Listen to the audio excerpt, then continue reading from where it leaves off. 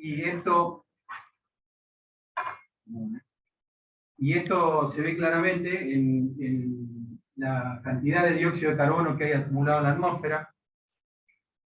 Superamos las 300 partes por millón ya hace tiempo, pero a partir de 1980 en adelante, el aceleramiento de la acumulación de partes de dióxido de carbono en la atmósfera, llega a niveles que los científicos nos están, expertos en cambio climático, nos están advirtiendo que son muy peligrosos. Hoy estamos alrededor de las 420 partes por millón, y se espera que para el año 2035 lleguemos a las 450 partes por millón. Eso significa que la Tierra va a tener 2 grados más de temperatura, la superficie del océano y la Tierra van a tener 2 grados más de temperatura en promedio. Eso implica varias de las cosas que ya hemos empezado a ver, como por ejemplo que lluevan 700 milímetros en un año, como llovieron el año pasado, pero que de esos 700 milímetros nos hayamos tenido en 2 días 200 milímetros, y prácticamente 12 meses con 300 milímetros. O que hayamos tenido eventos en nuestra zona de 45 grados 3 semanas en el verano, una en diciembre, otra en febrero y otra en marzo, cuando era algo totalmente no habitual. Eso es el principio de lo que vamos a empezar a ver de acá para adelante, y bueno, tenemos que tomar conciencia de que esto hay que frenarlo o revertirlo, porque si no, va a ser un mundo bastante más complicado que el que vivimos nosotros, el que tengan que vivir nuestros hijos y nuestros nietos. Bueno, hasta ahí la descripción del problema. Si queremos darle un toque más científico y analizar un poco de datos, todos los que estamos trabajando en el sector agropecuario, generalmente somos los malos de la película. Las vacas son las que emiten el metano y la deforestación son los principales motivos. Sin embargo, cuando vemos la torta global de las emisiones, solamente el 24% son por las producciones agropecuarias de todo tipo. Forestación, la más común. Solamente deforestación, producción ganadera, producción agrícola. El resto, el 75%, son emisiones humanas. En todas las actividades que hacemos, cada uno de nosotros, desde la mañana que nos levantamos hasta que nos vamos a dormir, estamos generando emisiones. Por lo tanto, y eso ha quedado muy demostrado en la pandemia, en marzo 2020, cuando se apagaron todas las fábricas, las vacas siguieron eructando metano, siguieron bosteando, siguieron orinando, y las emisiones cayeron drásticamente, se midieron reducciones de emisiones muy importantes, con lo cual no debemos sentirnos responsables o actores responsables del problema. Ahora, si esa torta, esa porción de la torta, que es el 24%, la miramos dentro, vemos que tenemos muchísimas cosas por hacer mejor que las que estamos haciendo, ¿no? El 41% de las emisiones agropecuarias son deforestaciones. Más o menos la mitad son para agricultura y la otra mitad son para ganadería. Y la pérdida de carbono en los suelos por erosión o por mal manejo de los suelos, se estima que es el 20% de las emisiones. Con lo cual hay un 60% de las emisiones que son totalmente mitigables. Y ahí también vemos la dimensión que tiene la parte de ganadera, o sea, es el 20% del 25%. Las emisiones reales de las vacas, el metano es el 5%. Si le agregamos el 20% de la deforestación, podemos llegar al 10-12%, que es lo que hablan los expertos, y no vamos a solucionar el problema del cambio climático suprimiendo a todos los rumiantes del planeta. Eso está claro. Ahora sí podemos hacer mucho mejor las cosas. Es más, lo que vamos a ver ahora es este planteo, ¿no? Que dejar de ser los acusados de la película y el problema de la canilla abierta de las emisiones y pasar a ser parte de la solución. ¿Cómo? Siendo el sumidero. La única forma en que el carbono que está en exceso en el aire o en la atmósfera, perdón, en la atmósfera o en el océano, que están en exceso en los dos lugares, vuelvan bajo el suelo es a través de la fotosíntesis de las plantas. Por lo tanto, los agrónomos, aparte de tener que ver en las políticas, Susi, también tenemos mucho que ver en este proceso de volver el carbono a los suelos, que es donde estaba. Lo sacamos como petróleo y lo quemamos, lo sacamos con la lebranza y lo quemamos, lo sacamos como nutrientes y lo vamos a comer los animales y lo quemamos. Tenemos que volverlo. ¿Cómo? A través de la fotosíntesis. Entonces ahí está la gran oportunidad de la ganadería y lo que llamamos nosotros la opción de la ganadería regenerativa. Bueno, veamos entonces qué es la ganadería regenerativa. Vamos a ver algunas 4 o 5 tips que nos dicen. Habilita tu micrófono, de paso, Martín. Habilita tu micrófono ahí, así ya. Arriba, ahora. Vamos a ver qué es la ganadería regenerativa. En primer lugar, es algo que no surgió de la academia, de la ciencia, y tampoco de los gobiernos, surgió de un grupo de productores y técnicos que se dieron cuenta que, digamos, con las propuestas de producción actuales, no veían mejoras en el ambiente, sobre todo, y que eran muy inestables sus sistemas productivos. Y comienza con una nueva mirada, enfocar el sistema de otra forma, ¿no? Empezar a mirarlo no solo de la productividad, no solo de la rentabilidad, sino también estar viendo qué está pasando con el ambiente, ¿no? Y eso, esa nueva mirada implica tomar decisiones de otra forma. Y lo que trata de hacer es lo que nosotros llamamos la biomímica, es decir, tratar de ver cómo funcionaba el ecosistema en equilibrio antes de que los humanos hagamos intervenciones. Ver, hoy estamos los humanos, y es inevitable que estemos los humanos y que necesitemos hacer una actividad económica para vivir de ella, pero tratemos de recrear con los humanos presentes y los herbívoros domésticos cómo está el funcionamiento ecosistémico previo a nuestras intervenciones, que había logrado un buen equilibrio. De hecho, los niveles de dióxido de carbono han fluctuado a través de la historia, y estudios de miles de años para atrás, con partículas de aire atrapadas en los hielos continentales, que no hay registro de que hayamos pasado las 300 partes por millón de dióxido de carbono en toda la historia, por lo menos de que el hombre está en el planeta. Entonces, algo estamos modificando de una manera grave que tiene que llamar la atención. Y básicamente también el tema de poder volver al diseño natural, desarrollar paisajes que sean también acordes a donde podamos vivir y disfrutar de ellos, ¿no? Y la otra característica que se logra con todo esto es que podemos producir casi a los niveles de productividad de una ganadería intensiva, pero bajando mucho el costo de los insumos, porque prácticamente la propuesta es tratar de imitar el diseño natural y que el sistema no necesite el uso consultivo de insumos, sino que vaya dependiendo cada vez menos de los insumos hasta hacerse resiliente y autosuficiente. Entonces, llegamos a un punto de productividad un poco más bajo, pero la rentabilidad siempre es más segura y es más alta que los sistemas tradicionales. Bueno, estas son las dimensiones de la ganadería regenerativa. La propuesta nuestra, hay muchas formas de hacer ganadería regenerativa. Alguien hace ganadería regenerativa cuando logra los parámetros que medimos para regenerar el ambiente. Lo puede hacer un productor, un asesor, una persona que practica PRB o cualquier otra persona que logre conseguir parámetros de regeneración en el ambiente, está haciendo ganadería regenerativa. Nuestra propuesta es el manejo holístico. Y holístico viene de griego holos, significa el todo. O sea, el creador del sistema este es Alan Savory de África, y lo que él diseñó es un sistema donde básicamente la mirada es amplia, tiene en cuenta todas las cosas, y lo primero que hacemos cuando llegamos a cualquier predio a trabajar o cuando trabajamos con gente que se está especializando, capacitando en esto, es hacer el contexto holístico, que llamamos, que es una serie de preguntas muy simples, pero muy interpeladoras, acerca de qué paisaje social, ambiental y económico queremos. O sea, la ganadería regenerativa empieza para nosotros con eso, ¿no? Con la definición de un contexto holístico que después nos permite aumentar el capital social, que va por el lado de incorporar esos conocimientos para hacer biomímica, generar el compromiso en todo lo que estamos formando parte de ese entero productivo, y buscando la integración y el bienestar y el compromiso de todas las partes. El aumento del capital biológico viene por el lado de la mejora de los procesos ecosistémicos. Los procesos ecosistémicos son el flujo de energía, es decir, cuánto es la radiación que si en el lugar estoy tomando, cómo está ciclando el agua, cuánto de la lluvia que cae en el lugar está infiltrando, cómo están ciclando en el continuo suelo, planta, atmósfera, animal, los nutrientes. Y por último, la dinámica de las comunidades, que es algo que realmente no miramos. ¿Qué está pasando con las comunidades en un determinado lugar? Eso es el aumento del capital biológico. Y el resto se da por añadidura, es decir, si nosotros tenemos compromiso en el equipo, sabemos lo que queremos, definimos nuestro paisaje, y estamos mirando que no se nos deteriore el ambiente, que se esté haciendo cada vez más fuerte y resiliente, el negocio va a ser mucho más saludable, ¿no? Más resiliente. Bueno. Y me dirán, pero ¿cómo hacemos esto?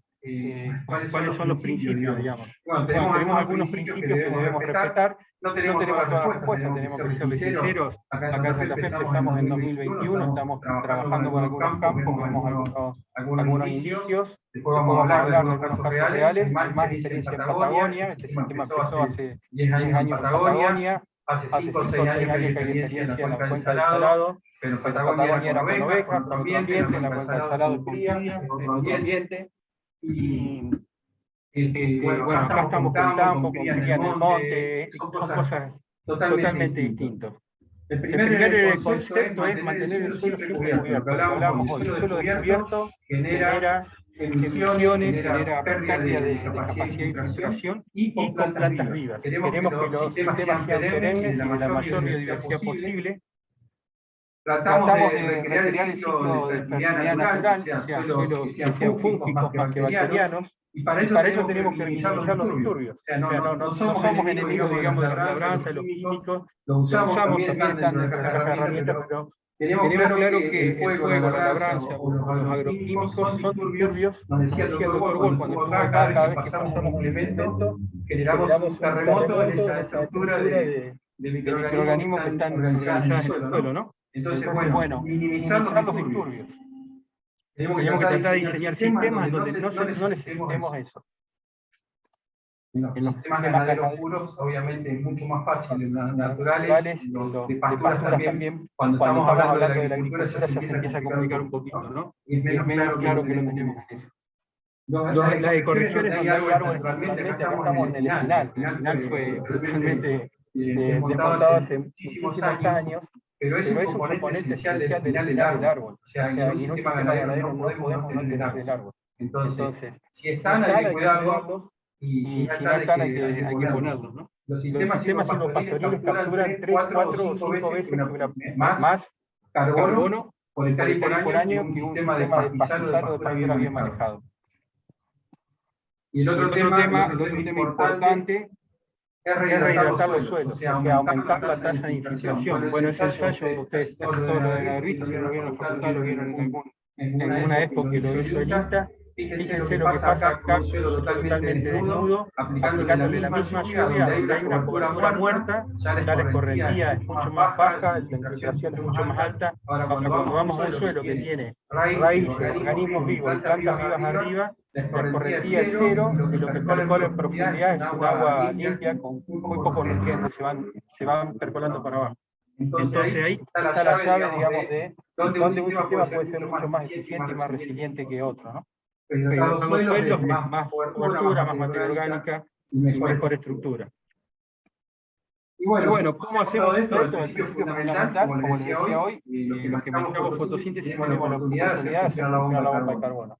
¿Qué es la bomba de carbono? No es otra cosa sencilla que la de un pastizal o una pastura o un cultivo que se carga con carbono mientras va haciendo fotosíntesis, y hay un momento donde está la segunda fase que es la descarga. En el caso de la relación herbívoro-pastizal es el crecimiento y el momento oportuno donde se hace el consumo de forraje por los animales. Antes teníamos los herbívoros silvestres con los predadores silvestres, y en el diseño natural los herbívoros agrupados, amenazados por el depredador, iban en manadas muy grandes, generando impacto animal, carga de la bomba de carbono, orina, fertilización, inoculación, todo en el lugar. Y esa manada muy congregada porque estaban todos los depredadores acechándola, se iban moviendo por lugares donde había forraje fresco y volvían tal vez al lugar a los 6 meses o al año. Ese diseño natural a través de años dio los suelos de 6, 7, 8% de materia orgánica que encontraron nuestros bisabuelos cuando vinieron acá, los 80 partes por millón de fósforo se generaron de esa manera. Entonces tenemos que volver a recrearlo de esa forma. Hoy no tenemos predadores, bueno sí, venga un campo San Cristóbal donde se comieron 40 toneladas de pumas. Pero los herbívoros son, no hay herbívoros naturales en la cantidad que necesitamos para manejar la cantidad de hectáreas que tenemos. Entonces lo más parecido que tenemos son herbívoros silvestres, y bueno, tenemos que manejarlo con ese diseño. O sea, respetar lo que vemos acá.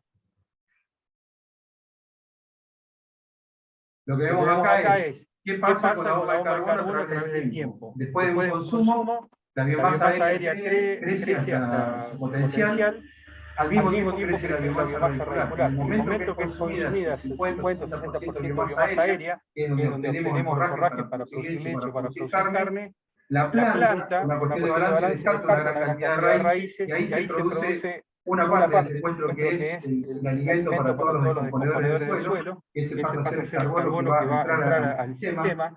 Pero además, después, cuando tiene que rebrotar, la planta empieza a mandar carbono líquido, o sea, fotoasimilados que intercambia a través de la micorriza con los hongos, para favorecer el proceso de rebrote y que le ayuden a los microorganismos a juntar agua y nutrientes del suelo, y se vuelve a dar un nuevo círculo virtuoso. De cómo hacer trabajar esta bomba es el secreto de secuestrar más o menos carbono. Si yo espero los tiempos de recuperación adecuados para cada comunidad vegetal, voy a lograr pulsos de carbono muy buenos, que me van a dar buen forraje, y pulsos de secuestro. Y si yo estoy en un pastoreo continuo, esa bomba trabaja a saltos muy pequeños. Yo voy a estar creciendo 1000 kilos, me lo como, creciendo 1000 kilos, me lo como, o 500 kilos, y eso va a dar, a lo largo del tiempo va a dar mucho menos captación de radiación, menos producción de forraje, menos producción de carne, y menos carbono en el suelo. Entonces, el secreto, digamos, manejar bien esto, o entender los tiempos naturales, es identificar las comunidades vegetales, identificar los momentos del año en donde debemos quedar los descansos y cuáles tienen que ser esos descansos.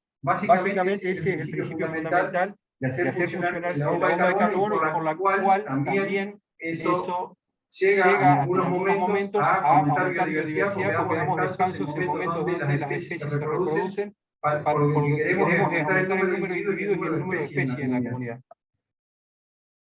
Bueno, eso son los principios de la ganadería regenerativa. Ahora vamos a ver cuáles son los indicadores de regeneración. Nosotros hay muchos más, pero nosotros medimos 5 principales. Uno es lo que hablábamos hoy. Medimos si el suelo está completamente cubierto y si hay una dominancia o no de especies perennes. Le damos mucha importancia a las especies perennes, más allá de que las perennes, por ejemplo, los pastos, las gramíneas, tenemos de verano y de invierno. Las de verano y de invierno están heladas, pero están vivas, las raíces están viviendo, están intercambiando, y ni bien arranca la temporada de crecimiento, arrancan. Y las de invierno están más activas en otoño, invierno, primavera, pero también están en el verano. Más los árboles, que algunos están verdes todo el año, más las leguminosas, que algunos son más estivales y otras más invernales. En la comunidad siempre hay captación de radiación y hay alimento al suelo, que es lo que no queremos cortar. Recuerden ese flujo. Todo lo que de energía, cuando nosotros estamos haciendo un barbecho entre una soja y otra soja sin nada, estamos teniendo que forzar controles químicos o mecánicos para todo lo que se viene y que busca aprovechar esos recursos que están ahí. Es como tener una fábrica para 100 obreros y tenerla cerrada 6 meses. Nosotros no queremos cerrar la fábrica ni un minuto en el año. Entonces, eso es un indicador. El otro indicador es el aumento de la biodiversidad, y lo medimos por grupos funcionales y por especies. Si eso va aumentando, es un sinónimo de que se está regenerando el ambiente. Y la tasa de infiltración es un poco la consecuencia. Si yo tengo el suelo cubierto y más biodiversidad y activo todo el año, la tasa de infiltración va a ir aumentando, lo mismo que la productividad primaria y el aumento de carbono en el suelo. Estas 5 variables nosotros las medimos, como son variables que miden lento, varían lento en el tiempo, las medimos cada 5 años. Pero son las que nos dicen si un ambiente se está regenerando o no. Está medido todo en términos de biodiversidad vegetal. Obviamente que más amplia la biodiversidad es de microorganismos, de mesofauna y de macrofauna, pero todos nos alimentamos de las plantas. Entonces, si hay biodiversidad de plantas, va a haber biodiversidad de microorganismos en el suelo, y va a haber biodiversidad de animales. ¿Cómo estamos, Guille? Bien. Bueno, nosotros trabajamos con un protocolo que nos permite medir estas variables de regeneración. ¿Para qué lo hacemos? Lo que más nos interesa a nosotros, que acompañamos al productor que quiere hacer un manejo de este tipo, proponemos las metodologías para hacerlo, pero para medir si realmente lo que estamos haciendo nos está dando más pasto, más biodiversidad, más cobertura del suelo. También les permite a los productores participar en los mercados de los créditos de carbono, porque esas mediciones, esas líneas de base de carbono, contrastadas a los 5 años, permiten medir el secuestro real de carbono, descontadas las emisiones del predio, se pueden certificar. Y también para acceder a mercados de productos, por ejemplo, Ovis desde el año 2012 en Patagonia empezó con una certificación de lana regenerativa que vende a Estados Unidos esa lana al doble del precio de mercado, porque están certificadas como lanas que están regenerando el ambiente y además con un protocolo de bienestar animal. Bueno, esto también permite tener un certificado para entrar en mercados que estén interesados, tanto local como internacionalmente, en productos que sean producidos en sistemas regenerativos. ¿Cómo lo hacemos? Como le decía, ahí en el año 0, nosotros hacemos el establecimiento de la línea de base. Y a partir de ahí tenemos dos tipos de monitoreo, un monitoreo de corto plazo y un monitoreo de largo plazo. En el año 0 se hacen los dos. El monitoreo de corto plazo implica, supongamos en un predio de 1000 hectáreas, hacer 20 sitios que están determinados al azar por estratos, y tenemos bajo, media loma y loma, y de acuerdo a las superficies que ocupe cada uno de los estratos, van asignados en proporción los sitios de monitoreo, y hacemos un índice de salud ecológica, que son con 15 indicadores, donde nos dice qué está pasando con la salud del ecosistema. Estos 4 procesos que yo le mencioné, los podemos evaluar con ese índice rápido.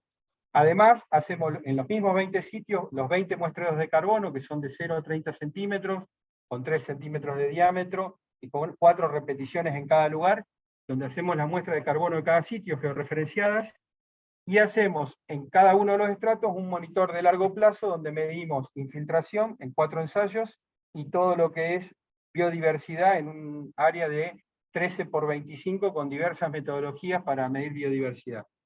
Esos procedimientos de largo plazo y el carbono se vuelven a hacer al año 5 y al año 10.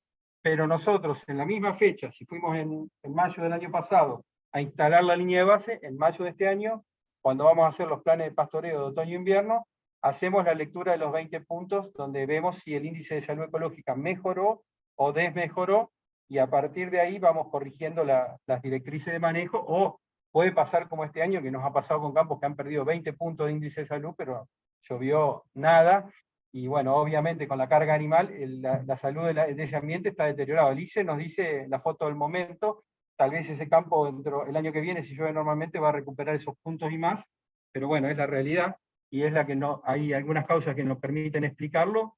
En general, tiene que ver también las sequías o las buenas precipitaciones, también pueden ser un disfraz, digamos, de que no estamos haciendo, que en un campo nos aumente 10 o 15 puntos un año bueno, no es para ponerse contento, digamos, del manejo, puede ser solo por mejora ambiental.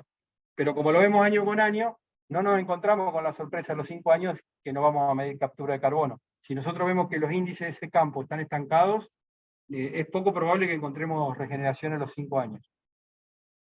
¿Qué es lo que medimos bueno, ya se los dije, en la línea de base? Infiltración de agua, biodiversidad de carbono del suelo, y se vuelve a leer a los 5 años. Y bueno, estamos ante una oportunidad única. Justamente los que manejamos fotosíntesis y estamos relacionados con el tema de los alimentos, tenemos en la regeneración de suelos, hagamos lo que hagamos, respuestas para la degradación ambiental, para la captura de carbono. El costo del proyecto bajísimo, porque es empezar con lo que tenemos, no hace falta grandes inversiones. Hay algunos, obviamente, que si vamos a un campo de 1000 hectáreas, tiene 2 potreros y un molino, no se puede hacer mucha regeneración, ahí hay que hacer alguna infraestructura, pero en general la mayoría de los predios tienen una infraestructura como para comenzar, y se comienza ya. Son tecnologías de proceso, no hay acá que sembrar o invertir grandes montos de dinero, se puede empezar con lo que está y después ir perfeccionándolo. Y sobre todo, el tener impacto sobre la degradación ambiental, capturar dióxido de carbono y tener vínculo con la producción de alimentos es un atributo muy importante. Hoy los consumidores están pidiendo eso. Yo creo que estamos ante un paradigma, un cambio de paradigma, y el nuevo paradigma nos va a decir, sobre todo a los agrónomos y a los veterinarios, yo quiero productos hechos en un ambiente que se está regenerando. Ni siquiera tolero la sostenibilidad, porque el ambiente ya está degradado. No podemos dejar un ambiente, ser sostenible en un ambiente que ya está degradado. Y aparte sería poco ético para nuestros hijos y nuestros nietos apuntar a dejarles algo sosteniblemente degradado. Tenemos que levantar la apuesta. No sabemos cómo hacerlo, pero el paradigma es así. El paradigma es, y quien primero descubra cómo hacerlo, va a llevar la punta. Y los paradigmas tienen esa propiedad, nos ponen a todos a hacer. Si puede estar Peco, que es un máster en la siembra directa, pero bueno, cambió el paradigma, y Peco está al mismo nivel del que está arrancando y nunca vio cómo hacer esto. Esa es la propiedad que tienen los paradigmas. Estamos en un momento, así como nosotros cuando salimos a la facultad, la siembra directa fue un cambio de paradigma, y bueno, puso en cero a todos, al agricultor más experimentado, con el que ahora estamos ante ese cambio de paradigma. El cambio climático nos impone eso. Bueno, ahora vamos a hablar un poquito de qué estuvimos haciendo por acá por la zona. Susi lo fue a visitar la semana pasada. Este es el caso de un tambo. Es el primer tambo de manejo holístico en Santa Fe y uno de los pocos que hay en el país. Creo que hay dos. Y yo creo que este es el que más está llevando adelante las cosas con, digamos, bien de manera, aplicando todo el método del manejo holístico. La gran diferencia de esta gente es que hicieron la especialización los dueños, el ingeniero agrónomo que es el gerente de la empresa y el hijo, y hicieron un muy buen contexto holístico. Entonces, a partir de ahí, sabiendo lo que quieren para su empresa, es mucho más fácil aplicar. Digamos que no es un tambo común, es un tambo grande, con 2 tambos de 600 vacas, es un tambo CREA, tiene 30 años de registro económico y productivo, es el tercer mejor tambo en rentabilidad de los últimos 13 años de la zona Santa Fe Centro de CREA, que es la zona de mejor rentabilidad de todo el movimiento CREA. Entonces es un tambo pesado, digamos, ha trabajado mucho acá con Javier y con la facultad, entonces es muy interesante el caso, y de hecho, bueno, estamos trabajando con algunos profes de la facultad para ver si podemos hacer un seguimiento y una documentación de este caso, porque es muy interesante. También hay que decir que es una transición. Ellos se trazaron un camino y empezaron a andar. Lo que vamos a contar son los primeros pasos. No está por nada estabilizado. Recién tiene una línea de base hecha en abril del año pasado.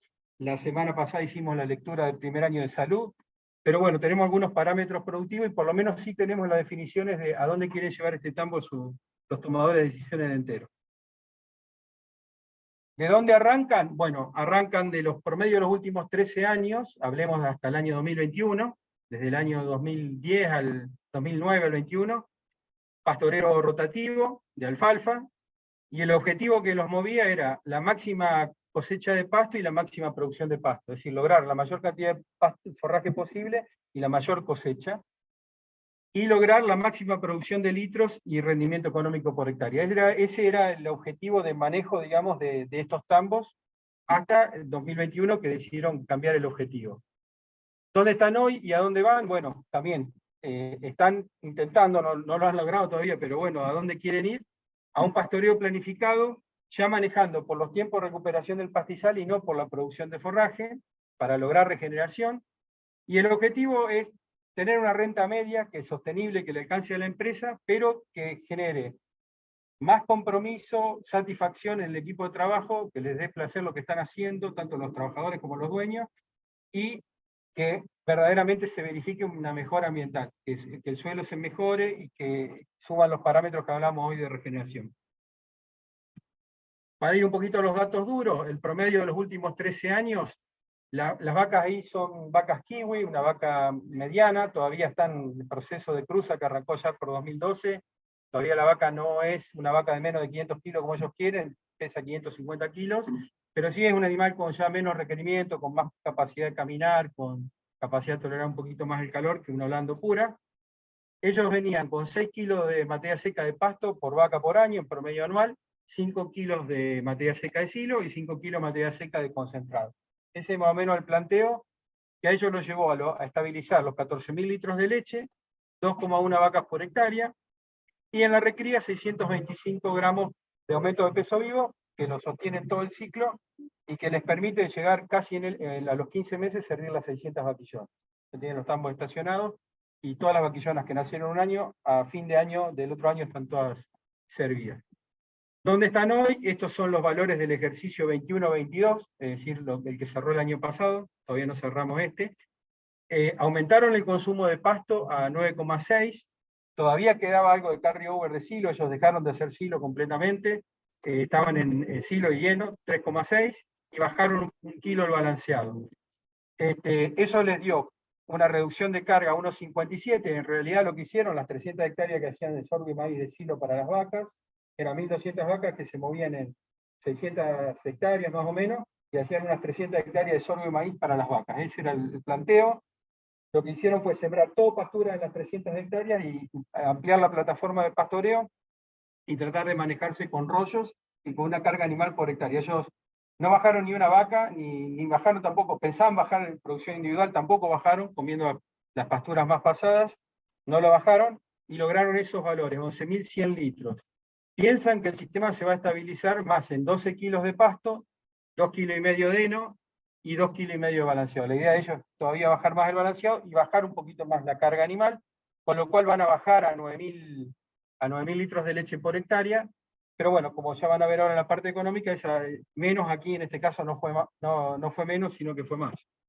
Y en el caso de la recría, ya venía en un manejo de bien pastoril, y con algo de suplementación, está tratando de aumentar la producción de pasto y bajar el concentrado, pero no hay un cambio sustancial más que los tiempos de recuperación. En los indicadores económicos, el promedio en los últimos 13 años, el resultado por producción fue de $527. Este año, como les decía, es coyuntural, porque todavía había silo, estaba el costo del silo, pero estaba la producción del silo. Hubo un año donde la relación grano-leche fue mala, entonces como este tambo es más pastoril, tuvo un mejor valor económico, pero es coyuntural. Ellos piensan o estarían conformes con seguir obteniendo los $500, pero con una intensidad de insumo, como dicen ahí, mucho más moderada, y con un riesgo, insumo-producto, riesgo climático más moderado. En los servicios ambientales, bueno, en el planteo anterior no estaban midiendo, no sabían si generaban o no. Ya ahora hicieron la línea de base, entraron en un programa que se llama SARA de carbono, y se estima que pueden certificar entre 4 o 6 créditos de dióxido de carbono por hectárea por año, con un valor de $15 a $30 por crédito. Eso no lo sabemos. El año que viene van a estar las primeras liquidaciones y ahí sabremos cuánto es lo que realmente cobran. Para poner acá que son todos técnicos y les gustan los números, esta es una curva de producción de pasto mes por mes que ellos tienen medido en un ensayo del CREA, en alfalfas que no son suelos tan buenos, son suelos clase 3, 4, la mayoría, no hay suelos clase 2 ni 1, y las producciones de materia seca promedio son de 13.000 kilos por hectárea por año, y bueno, esas son las tasas de crecimiento. El cambio sustancial es que octubre, noviembre, diciembre y hasta mediados de enero, en vez de pastorear a los 25 días y 8 o 9 nudos, estamos pastoreando a los 35 días con alfalfas muy florecidas. Es decir, en vez de entrar en alfalfa de 2.500 kilos y consumir casi 2.000 kilos, dejar 500 de remanente, estamos entrando con alfalfa de 4.000 kilos y consumiendo los mismos 2.000 kilos, dejando 2.000 de remanente, sin desmalezar, para que eso se transforme en frazada del suelo. Después, a partir de enero, cambiamos y nos vamos a 70 días, no brusco, o sea, el sistema de planificación tiene una metodología matemática que hace que es como el auto, cuando uno pasa de segunda a tercera, no pasa a las mismas vueltas de velocidad rápidamente, sino que va gradualmente. Bueno, algunas les tocan pastoreo de 50, 60 días, y en el otoño pastoreamos cada 70 días, y durante el invierno pastoreamos cada 90 días. 2 pasadas de 90 días son el invierno.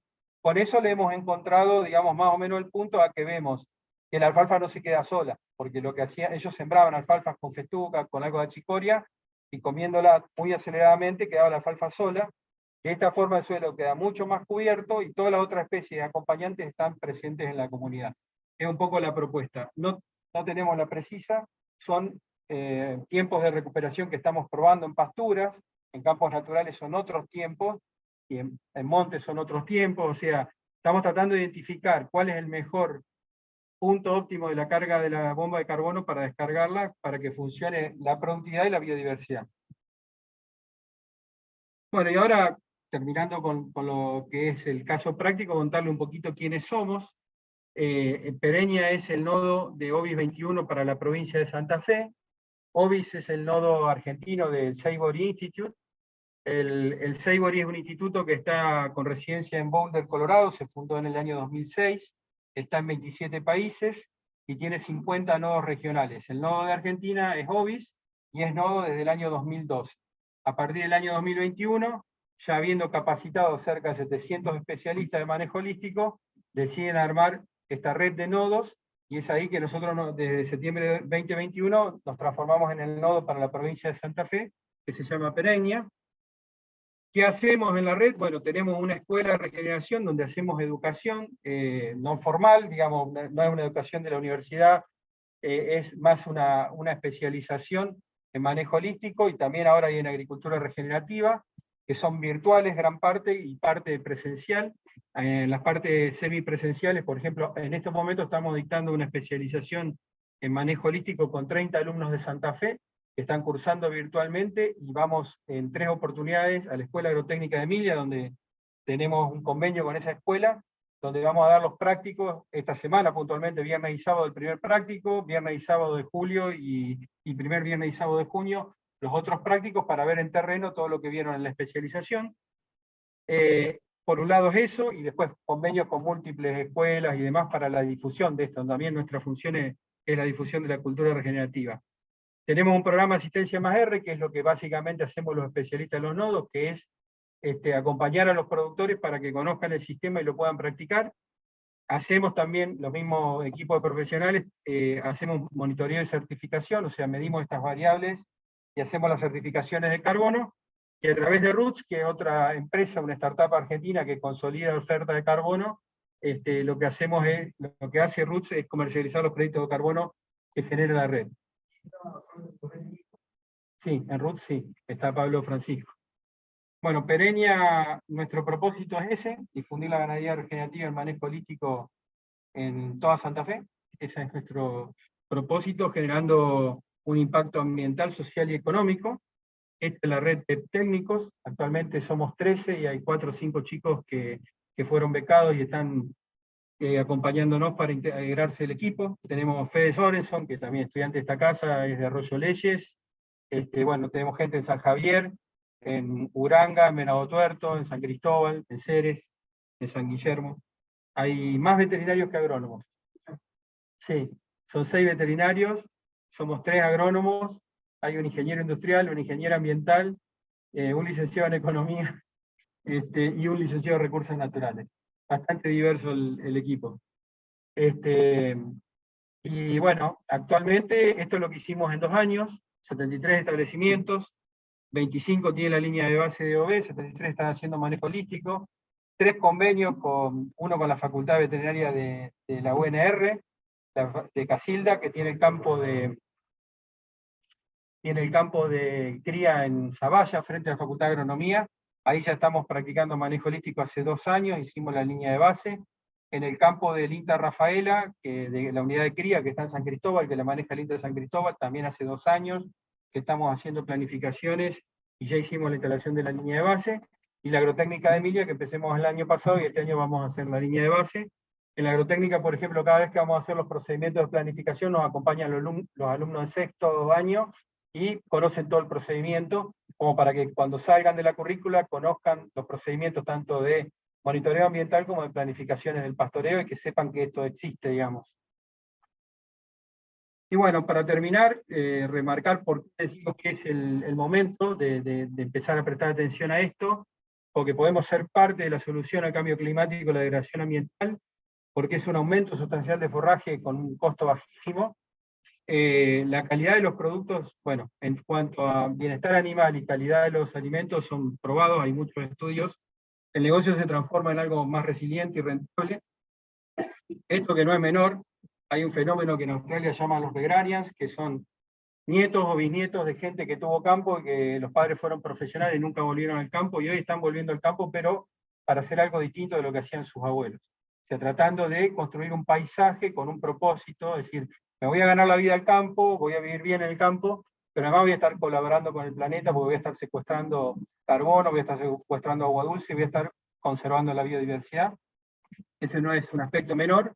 Y el otro aspecto que también por ahí nos duele a los profesionales que andamos todo el día por el campo y vemos el concierto de taperas, ver la pérdida de la comunidad rural y la cultura rural, es un aspecto importante que nos permite, porque no podemos hacer este manejo, sobre todo en ganadería, sin gente en los campos, ¿no? Muchas gracias.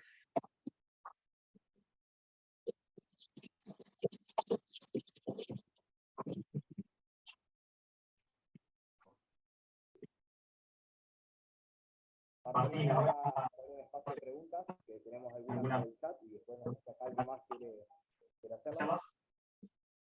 ¿Siento? Martín,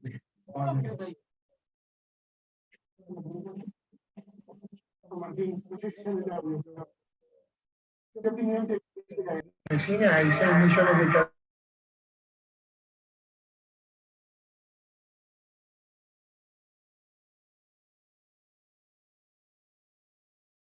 de agrícola versus las 12 millones y medio de hectáreas que hay.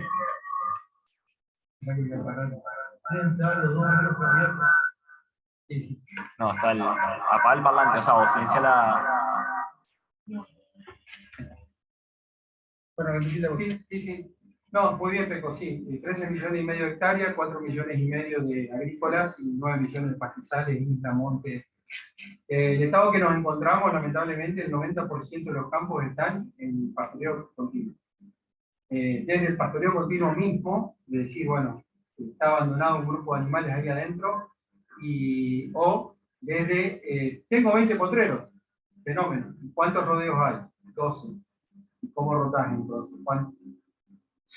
O sea, es lamentable, el 90% nos encontramos con esa situación, el 10% por ahí con un pastoreo rotativo, pero como hacemos por ahí no estamos, un sobrepastoreo organizado, ¿no? Entonces es alarmante y a veces nos preocupamos mucho por lo que pasa en los suelos agrícolas, pero la degradación por la magnitud de hectáreas que tiene Santa Fe, que tiene Argentina, 150 millones de hectáreas de pastizales degradándose continuamente, esto hay que llamar la atención y proponer, digamos, esto y empezar a mirar eso. El tema del exceso del uso del fuego en la isla, en los pastizales, el pastoreo continuo, son disturbios tan graves como diquear o aplicar un fertilizante o aplicar un agroquímico, porque están generando deterioro ambiental. Es muy buena la pregunta. Y lo que nos encontramos, lamentablemente, es eso. Y lo que nos encontramos es que al proponer este manejo, el cambio es impresionante, digamos. O sea, el aumento de biodiversidad y el aumento de la cantidad de forraje, aún arrancamos con 3 temporadas muy secas, es llamativo. Me imagino lo que va a hacer cuando podamos tener un buen ciclo de lluvia. Pensando que Argentina tiene desde hace 50 años o 60 las mismas millones de cabezas, ¿qué potencial tiene Argentina como producción ganadera o carga total? ¿A qué rodeo podemos aspirar? Podríamos aspirar a un rodeo tranquilamente de cría de casi 80, 90 millones de vacas de cría. De ahí sacar tus cuentas para arriba.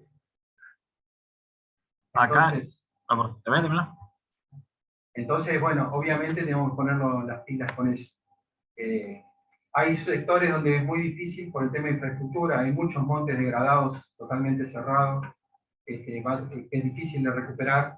El tema de las islas es muy productivo, pero es difícil manejar los animales, hacer infraestructura en las islas es complicado, viene la creciente, se lleva todo. Estamos esperando algunas tecnologías que van a ser revolucionarias, cuando tengamos las caravanas que podamos hacer las parcelas móviles, las parcelas eléctricas virtuales.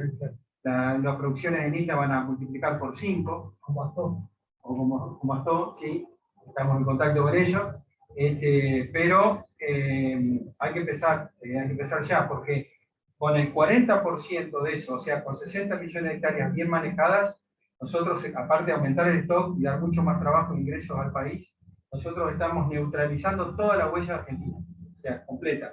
El estudio de la NASA dice que la huella de Argentina secuestra más de lo que emite, y está bueno, celebramos una buena noticia, pero es una noticia que es por cantidad y no por calidad. Es porque tenemos 150 millones de hectáreas, tenemos pocas vacas, somos pocos humanos y estamos pobres, y pobremente industrializados. Entonces es una cuestión de cantidad y no de calidad.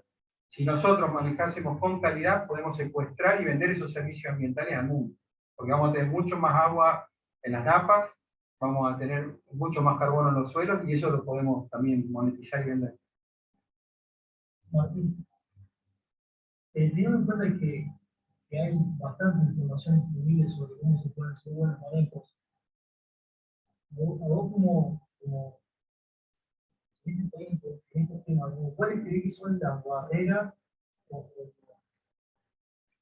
la barrera de por qué esto no se puede implementar en escala más grande? Por ejemplo, desde los propietarios de la tierra a la parte técnica, a la parte de los mercados, o sea... Yo creo que si analizamos la historia de Pereña, que en septiembre de 2021 había todo establecimiento y 1000 hectáreas en Santa Fe, y hoy hay 80 establecimientos, 80.000 hectáreas, no diría que es una falta de opción. Faltaba conocer el sistema, faltaba alguien que vaya campo por campo haciendo charlas, como estamos haciendo. Creo que esto se va a multiplicar.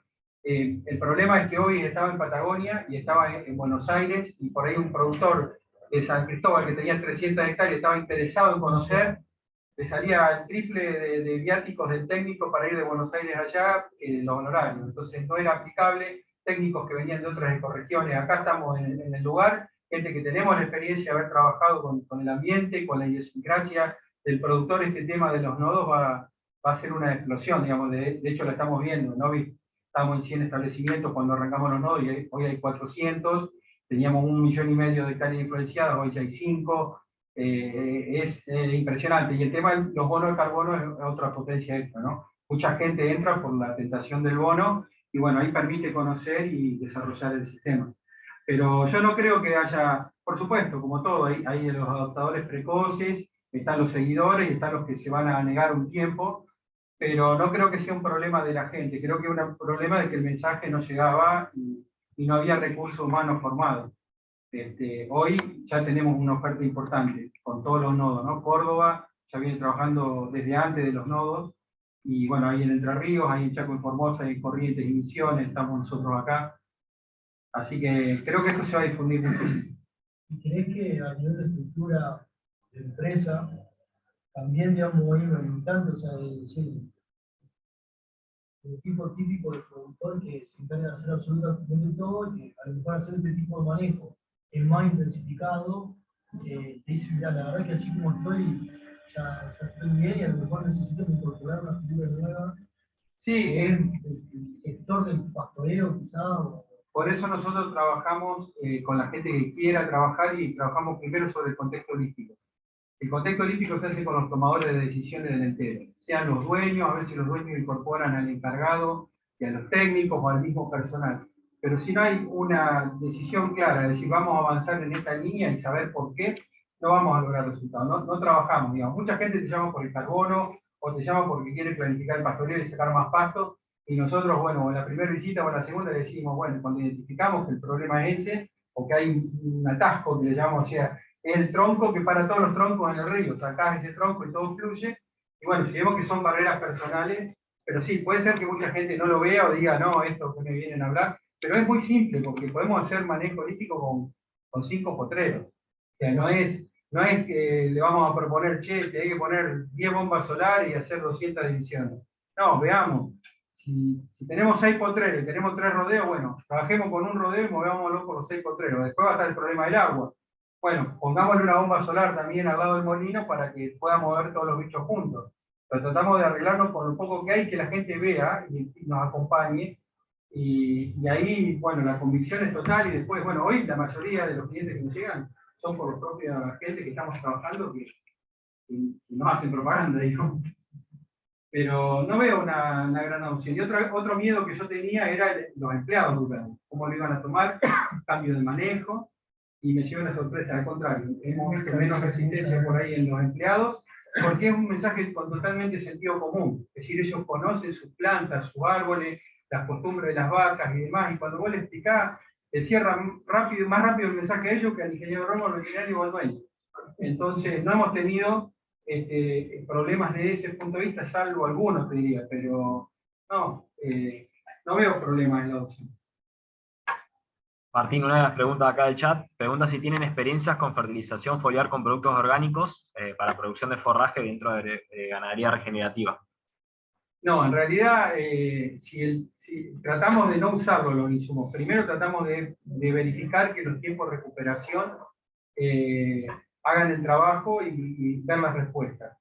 Llegamos a ambiente, digamos, no nos negamos a ninguna tecnología, en la caja de herramientas del manejo holístico están todo. La tecnología, como sí, es herbicidas, fertilizantes, agroquímicos, de síntesis química o no, pero sí tenemos como 7 preguntas de testeo que antes de usar una herramienta nos preguntamos realmente si la necesitamos y si pasa por todo el árbol de decisiones, que incluye también hasta una reacción, digamos, de tripa de si está bien o no la decisión que estoy tomando. Entonces, no es que nos negamos, pero siempre tratamos de evitarlo. Primero porque implica trabajo y costo, y segundo porque primero tratamos de identificar cuál es el problema por el cual una pastura no está produciendo. Y tal vez la pastura no está produciendo, se está perdiendo porque los tiempos de descanso que le estoy dando no son los adecuados.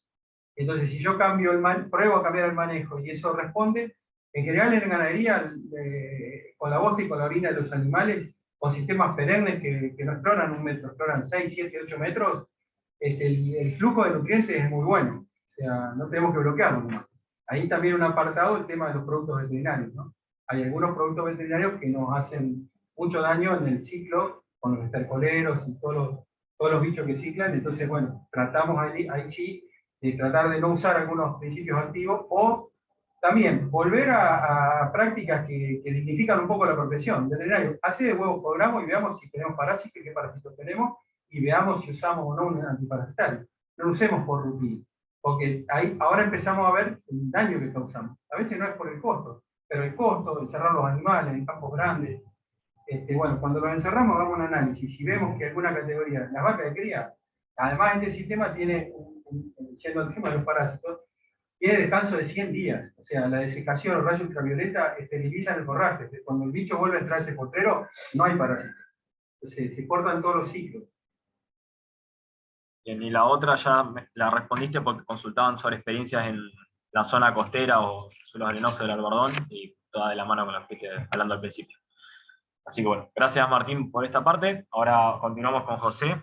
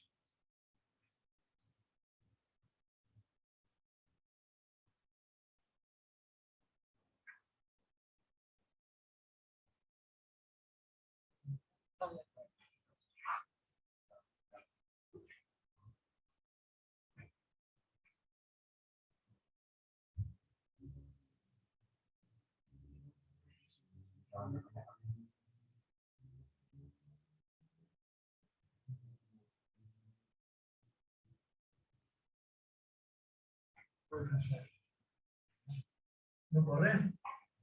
No, le quedó. ¿Lo pasa? ¿Es un video?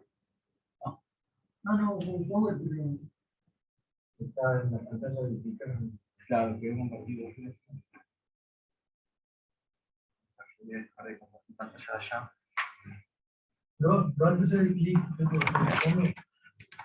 Ya.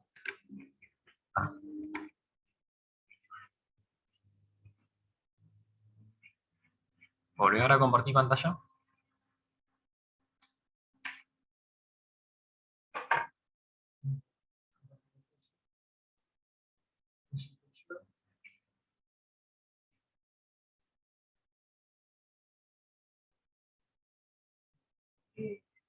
La presentación que vemos de Guille es distinta de la que se ve en la pantalla del cañón.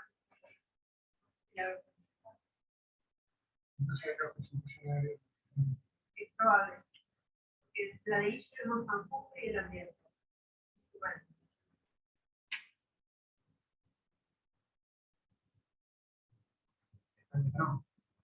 Ahora es algo.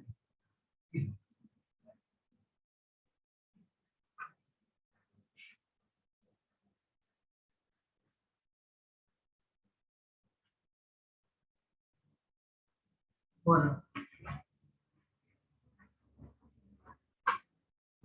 Voy a mostrar algo, algunas cositas básicas para mostrar. Habilita el micrófono tuyo. Ahora estoy.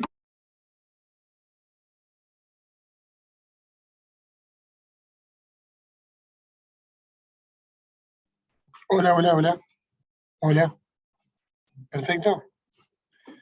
Bueno, muchos de los datos que voy a mostrar y fotos que voy a mostrar desde mi departamento San Justo, que obviamente es donde desarrollo gran parte de mi laburo. Y bueno, quería mostrarles básicamente qué es lo que veo yo en el ambiente y qué es lo que veo en la renta. Bueno. Bien, ¿cómo la podemos evaluar? Pues básicamente vamos a ver las imágenes de nuestro manejo, los números en superficie, las rotaciones que tiene San Justo, y bueno, y finalmente qué desafíos tenemos los agrónomos para trabajar. No sé, ¿qué nos sale?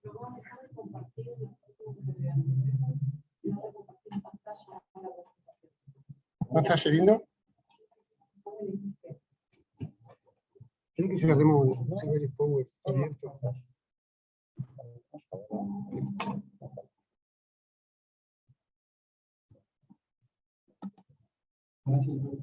Ahora sí se alcanza a ver. Bien. ¿Tenemos buen audio ya también? Bueno, esta imagen, que por ahí los agrónomos la tenemos naturalizada en el campo, cuando vemos un cultivo nacer, nos parece algo común. Es una soja naciendo sobre soja. Y pocas veces nos detenemos a ver qué es lo que está pasando acá. Saben que un vegetal es un ser vivo. Saben que un vegetal, el primer nutriente que necesita es oxígeno, necesita respirar. Después necesita agua y después necesita minerales. Esa sojita, que es una aerobia, obviamente se está debatiendo entre poder respirar o no poder respirar. Los agrónomos no tomamos dimensión de lo que le pasa a ese vegetal, pero después pretendemos que rinda 45 quintales. Entonces ese suelo, como decía Martín, ese suelo se está muriendo, y nosotros implantamos un cultivo en un suelo que se está muriendo, y pretendemos que nodule y que viva un nódulo de Bradyrhizobium japonicum, que es un aerobio también, sin condiciones de oxígeno. Y pretendemos que entre agua a ese sistema. ¿Por dónde va a entrar agua? No hay posibilidades que ingrese agua a ese sistema. Entonces, si el sistema no tiene oxígeno y no tiene agua, ¿cómo hacemos para que sea un sistema de alto rendimiento? Esta es una foto que saqué cuando iba al INTA Oliveros. Yo era consejero por CRA en INTA Santa Fe, en la Regional Santa Fe, y nos reunimos en INTA Oliveros. Y me paré para ver eso. Obviamente que ven una cebadilla en una banquina, en una cuneta, en un suelo que obviamente no es de calidad porque está decapitado. La base de esa cuneta es un B textural. ¿Y qué tiene arriba? Una cebadilla hermosa. Este es mi auto para mostrar. Obviamente está en una fecha fines de octubre o mediados de octubre. Y ese es el suelo que está pegado de un productor agropecuario en el mismo lugar donde paré a sacar la foto. O sea que un suelo clase 1 de oliveros está en esa situación y la banquina, que es un B textural, está en siempre verde. Fíjense lo que nos muestra la naturaleza, solo con mirar. Esto es Videla, pegado a mi campo, de vuelta a una cuneta, en junio, julio, con cebadilla, en un suelo decapitado, y al lado, esto es un disco, lo que vimos en Olivero era directa sobre directa, pero soja sobre soja. Obviamente, este es un disco de un productor que definió pasar un disco para cultivar y matar malezas. Pero de nuevo la naturaleza nos muestra en la cuneta que se puede producir en siembra directa y en siembra aérea, porque la cebadilla se resiembra. Bueno, esta se la robé al ingeniero Pilati, de una charla, pero para que vean hacia dónde van nuestros suelos, ¿no? En los últimos 80 años le comimos la mitad del stock de la materia orgánica. Y vamos hacia eso.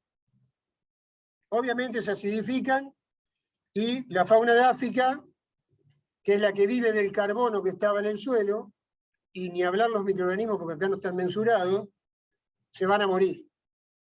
Porque las fuentes de carbono son la energía que queman, la leña, el combustible, para un ser vivo, para una bacteria, para un hongo, es el carbono que está en el suelo. Si ese carbono no lo regeneramos, la única opción es que el microorganismo se lo consuma. Si el microorganismo se lo consume, lo quema, manda el dióxido de carbono al ambiente, gases de efecto invernadero, el microorganismo se queda sin alimento y el suelo cada vez pierde más carbono. Eso es de libro. Este es un cálculo que hizo Miguelito. En los últimos 9 años en los últimos 60, 70, 80 años, perdimos el stock de suelo equivalente al nitrógeno de 9 toneladas de urea. 9 toneladas de urea, el valor de mercado hoy, son cercanos a los $5.000 por hectárea. Pero eso ninguno lo vemos, ¿no? Porque obviamente cuando vamos al campo vemos la realidad actual. No tenemos la genética, el manejo actual, todo lo que sabemos ahora con los suelos de hace 70 años. Seríamos Gardel. Ya no la comimos. Ni hablar. Acá lo que muestra Miguelito o Miguel Pilati muestra una parte de la película. Falta el oxígeno que se perdió, falta la estructura que se perdió, falta todo eso. Si no, ¿por qué creen que nos pasa lo que nos pasa? Tenemos hojas de primer nivel mundial, pero rinden lo mismo que en los años 80. Algo debe estar pasando, que no hacemos bien. Usábamos la Brax Cerrillo que se revolcaba, se caía. Y ahora usamos unas hojas Grupo C que son hermosas, rinden lo mismo, habiendo pasado 40 años. Bueno, ya se la robé a Preside, pero esta mañana chateando con el ingeniero Berongaray, dijimos, bueno, ¿qué ocurre acá? Porque seguramente lo de Preside está visto más hacia... Acá estoy compartiendo, quiero poner un marcador. ¿Qué es lo que muestra esta curva? Que sobre una base, para tener un carbono neutral en una rotación, cuanto más... para tener un carbono neutral tenés un mínimo de rotación para mantenerlo ese carbono. Pero obviamente esto está sacado más al sur. ¿Qué pasa si nos vamos más al norte? Si la provincia de Santa Fe tiene 700 kilómetros, la altura de la punta de la bota de Santa Fe, yo siempre lo comparo, es la entrada, el acceso norte a Buenos Aires. Ahí está. Tiene 17 grados promedio anual. Florencia contra el Chaco tiene 21 grados promedio anual.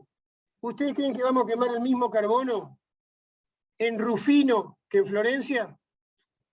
Bueno, conclusiones, las rotaciones del norte capturan menos carbono porque queman más y rinden menos encima. Pues no rinde lo mismo el maíz de Peco Alonso en Videla que el maíz de Martín Fabre en Galvez o de otro colega en Rufino o en Venado Tuerto. ¿Qué dice Gonzalo Berongaray? Que hay que tener una base de captura de 6.000 kilos. Son 1.500 kilos más que en las zonas frías del país, o en las zonas templadas del país. Nosotros estamos en el Espinal. ¿Estamos? Esperanza está en el Espinal, San Justo está en el Espinal, Crespo. Toda la línea, digamos, trazada desde Esperanza hacia el norte. La mitad del país tiene este problema. Captura poco porque rinde poco y encima quema mucho carbono. Y ya vamos a ver lo que hacemos con las rotaciones. Ya las fotos nos muestran que el manejo no es muy lindo. A esta le llamo el frío de invierno de San Justo. San Justo tiene 560.000 hectáreas. 200.000 siembra. ¿Cómo calculé las 200.000 sembrables? La suma de maíz, la suma de soja, la de girasol y la de sorgo. Porque obviamente a todos los mortales del agro les gusta sembrar en la primavera-verano. Pero ahora les muestro lo que hacemos en el invierno. Y hay en teoría 60.000 hectáreas de pastura, el 64%. Este es el mapa de San Justo del año pasado, o de este año en realidad, de la campaña de trigo sembrada en 2022, cosechada en noviembre y diciembre del 2022. ¿Estamos? No se alcanza a ver ahí, y no lo voy a poder agrandar, voy a hacer macana, pero tiene 30.000 hectáreas. San Justo sembró en el invierno del año pasado 30.000 hectáreas sobre las 200.000 útiles o agrícolas que tiene, no útiles, agrícolas que tiene. El 15%. Por eso le llamo el frío invierno de San Justo. Sembramos, ahí está la del 2021. El trigo era el 25. Concentrémonos más o menos el número de trigo, por ejemplo. El 18, el 21 y 22, y miren el 22-23. 30.000, el 16%. 3 años secos. Se ve que lo único que sabemos hacer los agrónomos es trigo en el invierno. O por lo menos es lo que aprendimos en la facultad. Pasamos de 50.000 hectáreas de trigo en un año que se empezaba a secar a 30.000. Y capaz que este año hacemos 15.000.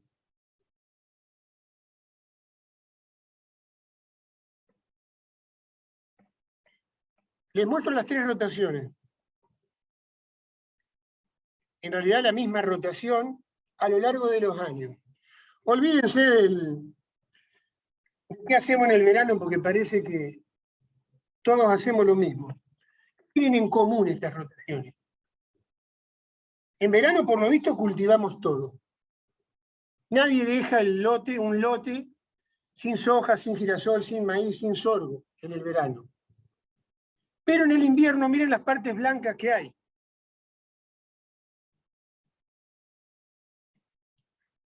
Y por supuesto, si se meten en la Secretaría de Agricultura y Ganadería, ahí tienen el detalle de los cultivos que hacemos.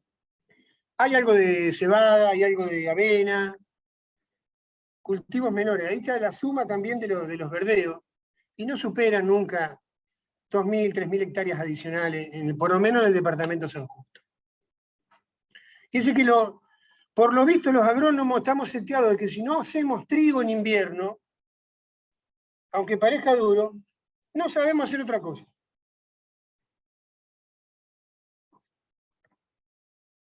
La pregunta es ¿por qué dejamos los lotes vacíos en invierno?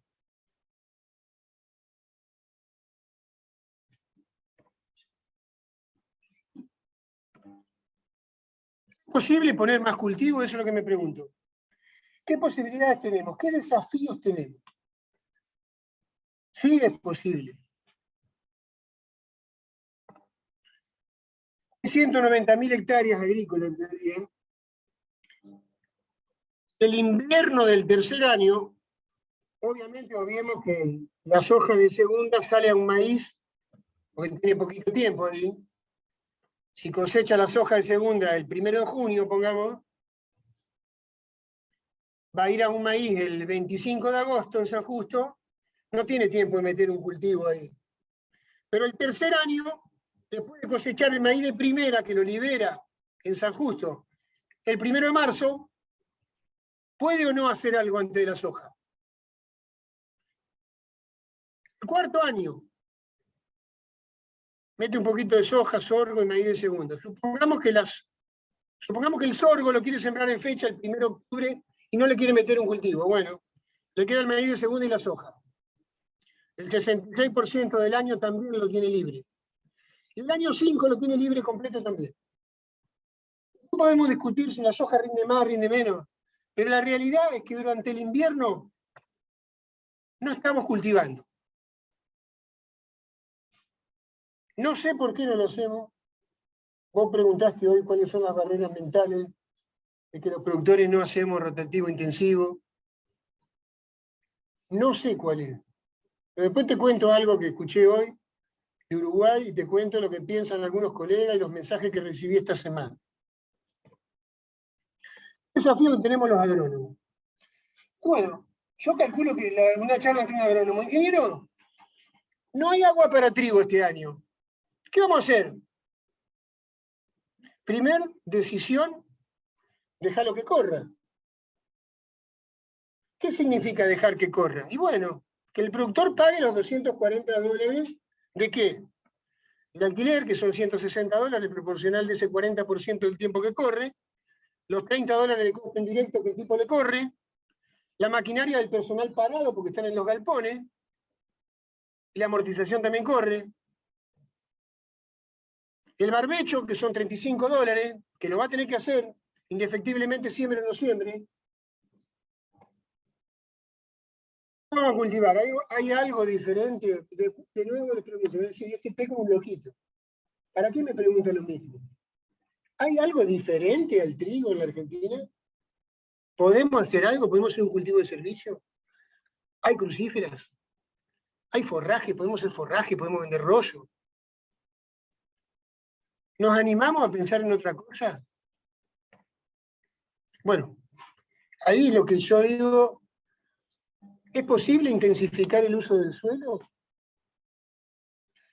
En años húmedos cualquiera somos Gardel, digamos. Hasta nos podemos comer esa curva de decir, bueno, no sembremos en invierno total. La soja nos puede dar 40 quintales. O si hay mucha agua, sembremos en invierno, el trigo nos va a dar 40 quintales.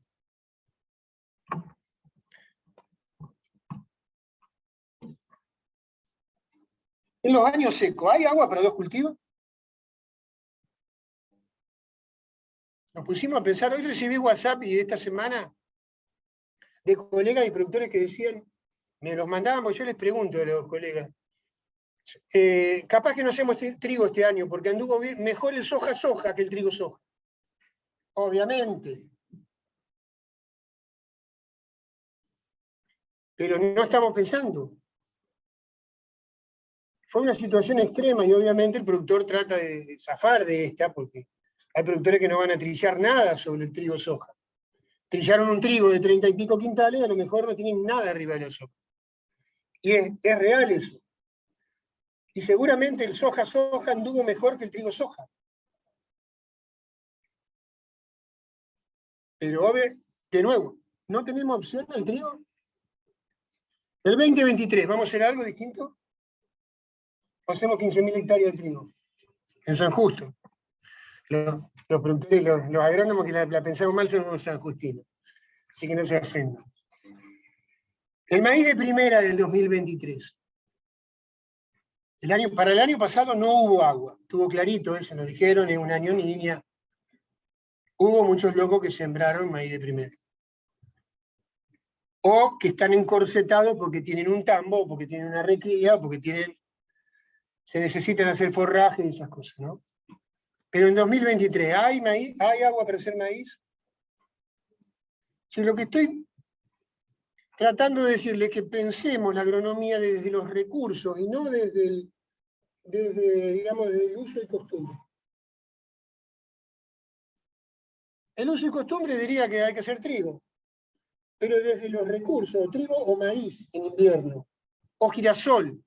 La pregunta es si vamos a tener agua para esa rotación. Esto me asombró de Uruguay hoy. Y se los tiro porque también depende de las instituciones, acá me meto ahí con Susana que hizo una pregunta hoy. Esto es Uruguay. Tiene 1 millón de hectáreas de soja por año. Tiene cerca de 200.000 hectáreas de maíz entre primera y segunda. El año pasado llegó a 350.000 hectáreas de colza. Esta curva alta fueron cultivos de servicio, que es lo que nos contó el colega que estaba charlando. Una reunión de Bunge hoy en Rosario, a la mañana. Llegaron a 450.000 hectáreas de cultivo de servicio. Pero cuando se dieron cuenta que había renta en cultivo, como el de colza u otras cosas, empezaron a sembrar cultivo de renta. Yo le pregunté, ¿cuál fue la barrera por la cual los productores acá en Argentina hacemos 20.000 hectáreas de colza contra los vecinos que meten 350.000 en una provincia grande como Entre Ríos? ¿Por qué pasa eso? ¿Saben qué dijo el colega? Acá ayudó mucho la ley de suelo, que prohíbe que haya un soja-soja. Tiene que haber un cultivo entre medio. Yo digo, bien por la ley de suelo, pero parece poco desafiante para los cerebros de los agrónomos. Es decir, nosotros no nos damos cuenta que tenemos que cultivar en invierno y generar renta de un cultivo en invierno. ¿Es posible hacer eso? ¿O nos tiene que obligar el Estado? Obviamente el Estado allá restringe eso, les obliga a hacer rotaciones más intensivas, les está dando el beneficio del libre de retenciones, cosa que acá en el país no ocurre. ¿Hay otras cositas diferentes? Sí, hay otras cositas diferentes. Pero en la apertura mental, digo, ¿nos tiene que obligar el Estado a cultivar en invierno? ¿O somos nosotros los que tenemos que abrir la cabeza? Esto es asombroso. Y miren hacia dónde va la intensividad de uso del suelo. 1.7 es lo que dice que tiene reportado Uruguay este año. La verdad, envidiable. Hoy en la charla de Bunge, para que tengan un parangón de cómo la estamos viendo los agrónomos o los productores y cómo la ven las empresas. La charla de Bunge hoy dijo esto. Dijo, hay cerca de 8 millones de hectáreas en Argentina que pasan sin cultivo en el invierno y nosotros vamos a buscarla. Las empresas se dan cuenta que ahí hay que producir. Para mí ahí está el camino. Ellos nos van a mostrar con el número que quieren comprar colza, que quieren comprar camelina, que quieren comprar, no sé, picia de semilla, que quieren comprar avena forrajera, avena para rolar y para hacer cornflakes. Y nosotros nos vamos a subir al tren, porque hasta ahora no nos subimos al tren.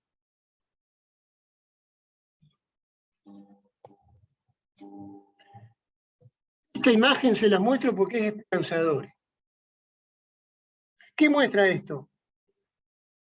¿Saben lo que es eso? ¿Saben lo que es un camino? ¿Cómo se construye un camino? Se construye con una pata de cabra y lo que se llama tierra consolidada. ¿Qué es C? En el C no crece nada, hasta que lo ponemos en un camino.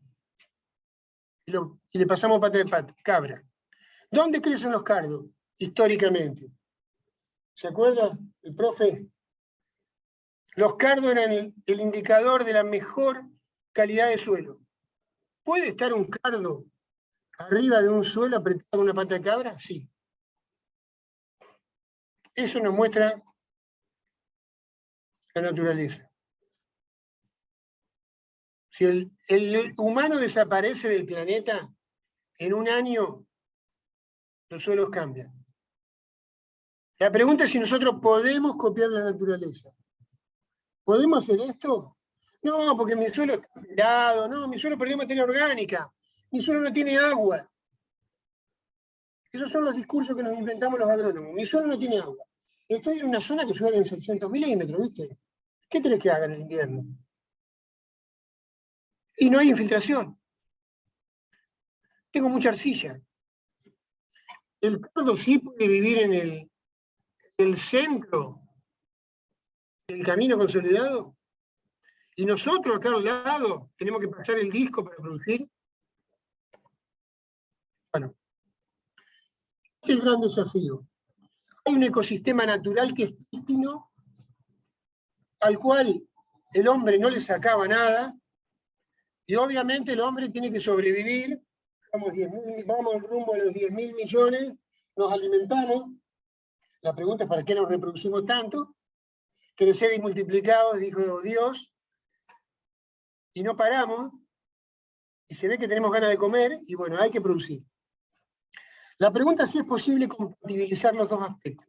¿Podemos producir conservando o manteniendo altos los servicios ecosistémicos? Obviamente que sin cultivar en invierno no podemos. Podemos producir buena soja, pero nos estamos comiendo el carbono del suelo. Podemos producir un buen maíz, pero nos estamos comiendo el carbono del suelo. Un buen girasol. Bueno, yo hablo de que, digamos, para cambiar la ecuación, ¿qué tenemos que hacer? Ir a un círculo virtuoso. Yo lo llamo el siempre verde esto, que obviamente lo mismo le llama a Presidio y lo mismo le llama a todo el mundo. ¿Y qué es un siempre verde? Y básicamente intensificar el uso del suelo. Junto con intensificar, se meten más doble cultivo al año, más cultivo, más diversificación, trizás en distintos momentos, sembrás en distintos momentos, distintos ciclos de cultivo, distintas demandas de agua, distintas demandas de nutrientes, distintas demandas climáticas, distintos picos de demanda de producción, estabilizás más los sistemas. Más cobertura vegetal, más raíces, más fertilidad química, más reposición de nutrientes, más aire. Obviamente que hay que reponer nutrientes para estas rotaciones. Más infiltración, más retención de agua, más rendimiento, más materia orgánica, más chon. Más chon, decía un profe mío, un colega Turati que trabajaba con reestructuración de suelo.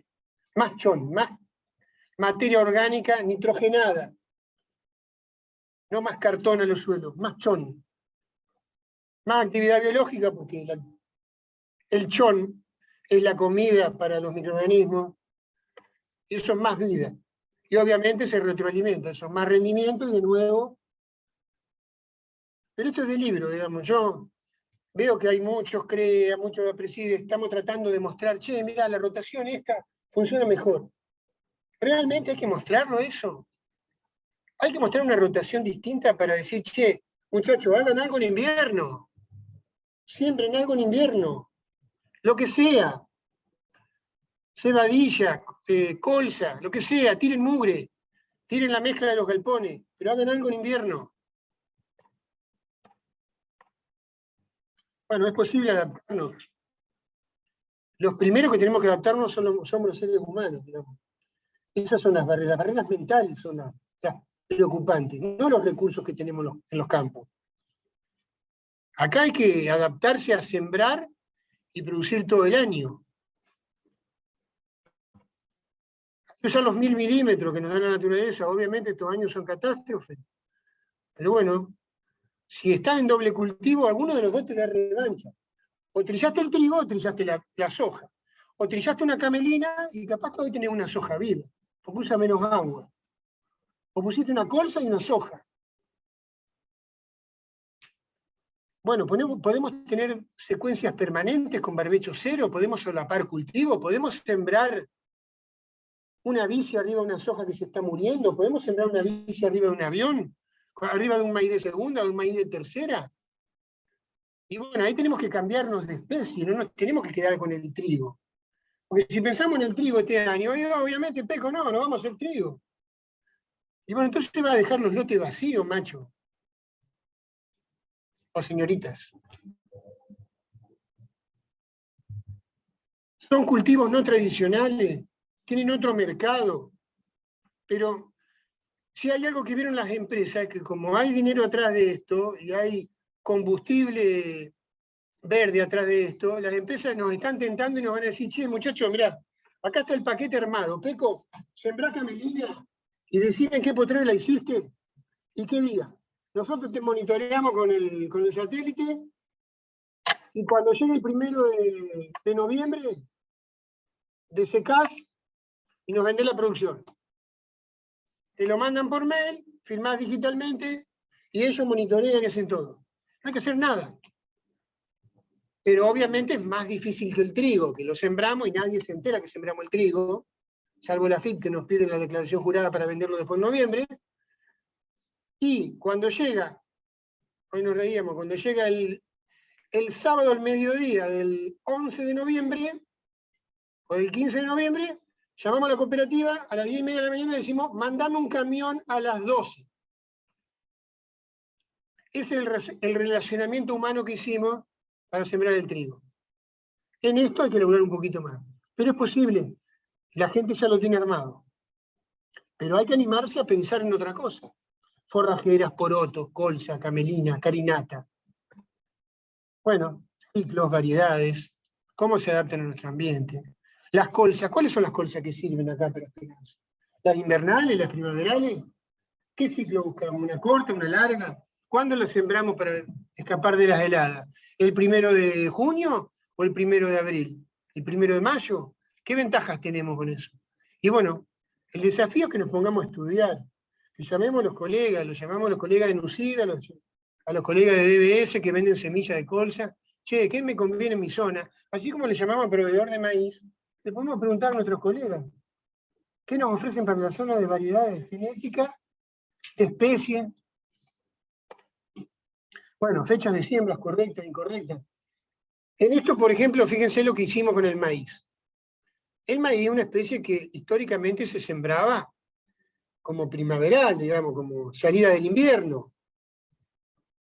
Obviamente los que venían más complicados por el tema maquinaria lo sembraban de salida del invierno hasta el 10 de octubre, pero sabían que el que sembraba un 10 de octubre un maíz en San Justo, se lo quemaba el calor de diciembre-enero, porque no le llegaba el balance hídrico. La evapotranspiración potencial es superior a la oferta de agua en esa época. Entonces, ¿qué nos pusimos a pensar? Y bueno, el maíz de primera tiene el pico de demanda de agua noviembre a mediados de diciembre. Y el maíz de segunda, si lo siembra el 5 de enero, lo tiene después del 20 de febrero, donde empieza la recarga de nuevo de agua. Y bueno, fíjense que ahí hicimos un clic los agrónomos. Maíz de primera, maíz de segunda. ¿Se puede hacer un maíz sobre girasol? Sí se puede. Si sembrás temprano el girasol, podés hacer un maíz arriba. Entonces metés 2 cultivos de verano-verano. También con ese mismo criterio, el girasol captura agua más temprano y después tenés un maíz que se va de tercera y obviamente no te tenés que ir del 10 de enero porque tenés riesgo de helada. Y no va a ser un ciclo, un tropical, sino un ciclo más cortito. Pero fíjense que ahí pusimos cabeza a los agrónomos. Encontramos la beta. ¿Y dónde lo vendemos? Húmedo, a los tambos, lo vendemos a los feedlots, etc. Bueno, hay que adaptar maquinaria, obviamente hay que hacer sembrar a la gente el 10 de enero. El 10 de enero, yo me río porque voy a Agrometal, es un chivito pedestre. Voy a Agrometal a buscar un repuesto. No, fábrica está de vacaciones el 10 de enero. El 1 de enero cierra. Se ve que no está pensada para la zona Rosario al norte, que nosotros cultivamos por el 1 de enero. Pero ven, y los proveedores se adaptaron a esto y se dieron cuenta de que hay gente que está sembrando en esa fecha. Porque obviamente la fecha de siembra de soja termina el 15 de noviembre en la zona núcleo. Bueno, la comercialización, acá es un gran tema, ¿no? Cómo asegurar las ventas, cómo financiar el consumo propio, venderle a los vecinos el grano húmedo, dónde vender la camelina, dónde vender la colza. 5 minutos yo termino. Bueno, y de nuevo les presento la realidad que me encontré yo y cuáles son las opciones. Eso el 5 de noviembre en San Justo. Un productor, un vecino mío entrando, esto al lado de la escuela agrotécnica. La escuela agrotécnica es esta, en San Justo. ¿Qué es lo que hicieron los vagos acá? Pasaron un disco para matar la rama negra. ¿Dónde está la rama negra? En el mismo lugar. Y obviamente, fíjense cómo está planchado el suelo, miren el charco que hay allá atrás. No hay infiltración, no hay oxígeno, no hay vida acá. Hace el sol, queda directo sobre el suelo, quema materia orgánica, quema los microorganismos. Obviamente no va a haber una lombriz ahí arriba. Ni las hormigas viven ahí arriba. Eso, aunque parezca un trigo, es una colza. Esto es una colza, una soja naciendo sobre colza. El 5 de noviembre. se pueden hacer cosas distintas. Esta es la colza naciendo el 5 de noviembre. Esto es camelina. Fíjense la diferencia. Esto me muestra lo que tenemos que hacer los agricultores en invierno. Un chancho de máquina. Si no cultivan en invierno, hay que matar maleza. Si cultivan en invierno, no hay que matar maleza. Hay que proteger un cultivo. Los productores y los agrónomos muchas veces pensamos, che, tengo un problema de maleza en el campo. Olvídate de la maleza, ponete a cultivar y no vas a tener maleza. Salvo en un rango del cultivo que es susceptible, después el cultivo compite. Porque lo mejor que podés hacer es cultivar una especie, no cultivar maleza. El que deja el lote en barbecho está pensando en cultivar maleza. ¿Leyeron El Secreto? Léanlo. Piensen en lo que tienen que hacer, no en lo que no tienen que hacer.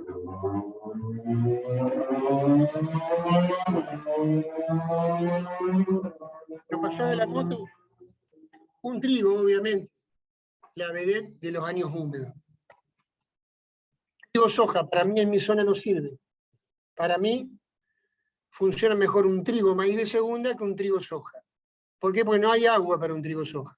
En cambio, un trigo maíz de segunda recarga, se siembra más tarde, tiene 2 meses de apertura de fecha de siembra, recarga el perfil y define en otro momento. Pero bueno, es mi idea. La pregunta es si los otros agrónomos pensamos en estas cosas. ¿Podemos pensar distinto? No. Trigo soja siempre no. Trigo maíz, ¿por qué no? Trigo no. No, porque la inmovilización, ese es otro discurso que nos inventamos los agrónomos. La inmovilización de la materia orgánica del rastrojo de trigo es tan importante, no te deja nitrógeno en el suelo. Entonces no podías hacer una gramínea sobre gramínea. ¿Quién no dijo eso? ¿Será que hay que poner nitrógeno?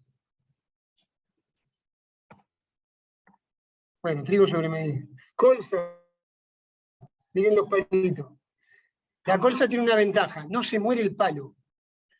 Por más que ustedes la desequen, el palo ya está, dejó de hacer fotosíntesis, no trasloca, y el palo queda parado. Pasa a la sembradora y se vuelve a parar. Eso atrapa rastrojo. El viento no vuela los rastrojos. El agua inunda, no vuela los rastrojos. No los hace flotar, no los lleva. Avión. El avión vale $30. Una máquina contratada vale $43 de grano fino. ¿Qué van a esperar? ¿Cosechar el maíz de segunda para sembrar un cultivo o contratan un avión que se adelanta 40 días de la siembra? $10 menos vale. Y hace el trabajo de una máquina sembradora en 3 horas. Lo que haría una 100 hectáreas que siembra en 3 horas un avión, lo que tarda 2 días, 2 días y medio una sembradora normal.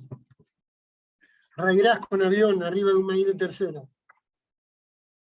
El raigras obviamente lo pueden pastorear, lo pueden hacer forraje, lo pueden hacer rollo eso. Colza con avión sobre un maíz de tercera.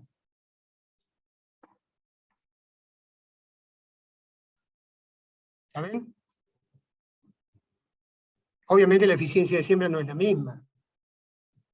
Hay que poner más semillas. Pero la naturaleza siempre sembró aérea. La pregunta es que nosotros, ¿por qué diseñamos las máquinas? Obviamente para ser más eficientes en la implantación. Bueno, pero hay veces que no se puede, si no solapas. Por ejemplo, ahora, todas las hojas tardías, que los que pensaban ir a vicia, ¿cómo las van a sembrar a las vicias? ¿Las van a sembrar el 1 de junio? Y ya es tarde, macho. Ya es tarde. Conviene bolearla. Ahora todavía está a tiempo para bolearla. Va a nacer, cuando coseches, va a estar abajo. La boleás con una antina, la boleás con un avión. Bueno, esa es la colza, con tránsito controlado. Pisó la máquina y los carritos esperando en la punta para que el maíz, cuando se trilló el maíz de la colza con avión, no me pisen la colza. ¿Cuántas veces ven los carritos pasear por el campo? Díganme con la mano en el corazón todo lo que es en agricultura. Ayer vi una propaganda del cabezal número 1 del país, que es un cabezal stripper, Métanse a ver, cosechando arroz, una maravilla. Hay un carrito jugando atrás del cabezal stripper. El mejor cabezal del planeta, con un carrito jugando atrás. Parece mentira, pero lo filmaron. Y está bárbara la imagen que tiene, la máquina pasa al otro, Draper, una belleza. Pero hay un tipo jugando con el carrito. ¿Qué hace? Sigue en vacío durante 1 kilómetro al carro y cuando da la vuelta, también lo sigue y lo espera. En vez de cortar camino al medio o esperarlo parado hasta que regrese. Bueno, la colza con avión. Las hojas nacidas sobre ese maíz colza con avión. Poroto Moon. Los porotos tienen 90 días de ciclo. O sea que si tienen que elegir sobre un maíz trillado el 1 de febrero húmedo, pueden sembrar un poroto con 90 días. La soja tiene 140 días, 150. Ese es un maíz trillado húmedo. Esta es la siembra de Poroto Moon. Es el porotito, ese rojo ahí. Es el Poroto Moon naciendo. Es el Poroto Moon, ese es mi bora viejo. Mi moto. El Poroto Moon feneciendo. El Poroto Moon a punto de trillar. Bueno, eso es un girasol trillado ese día y la máquina sembrando ese día. El maíz naciendo sobre el girasol. Eso obviamente exige logística, ¿no? Si el 5 de enero está trillando el girasol, ese día está sembrando, porque no tenés más tiempo. Esta es una foto aérea que se las quería mostrar. Esta es la UPA Videla. Yo fui presidente de la Regional de Apreciar Videla, fui fundador de la Regional de Apreciar Videla, y acá hicimos los ensayos. Este primer tramo así, acá, son los ensayos de colza. Estos son los ensayos de trigo, tanto variedades como tópicos de semilla. Todo este resto es colza. Y esa es la foto de la soja sacada el 12 de marzo de 2023. ¿Qué le muestra eso? Sobre trigo, se está quemando. Dos antecesores distintos. Miren si tenemos para pensar ahí. ¿Existe una opción a trigo? ¿Tenemos para pensar ahí? Bueno, y ahora les muestro un videito de Camerina versus Colza que obviamente lo compartí. Capaz que algunos me los vieron en las redes. ¿No lo va a levantar? Bueno, no lo levanta.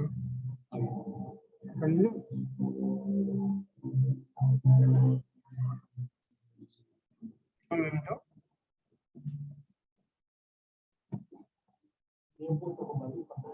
Sí.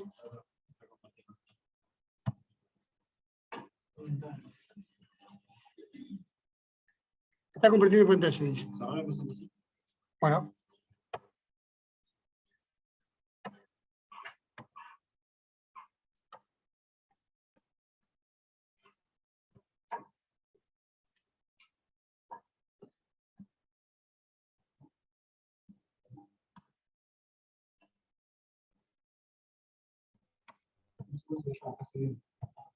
¿Se difundió?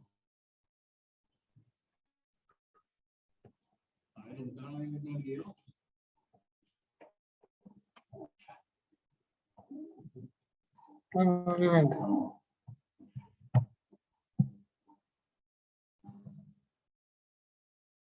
¿Se muestra? No.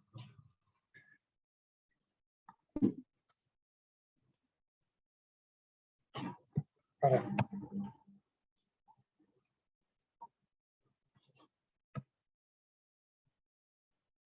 Bueno, ahora vamos a hacer. Bueno, pero el videito, a ver, ¿qué es lo que muestra? Muestra una situación de colza versus trigo. Dos lotes que están pegados. Un trigo que es indivisible, un campo que es indivisible, lo alquilo yo de un lado, en mi empresa familiar, del otro lado un vecino tuvo un trigo de 33 quintales y de este lado tuvo una camerina de 850 kilos. ¿tá?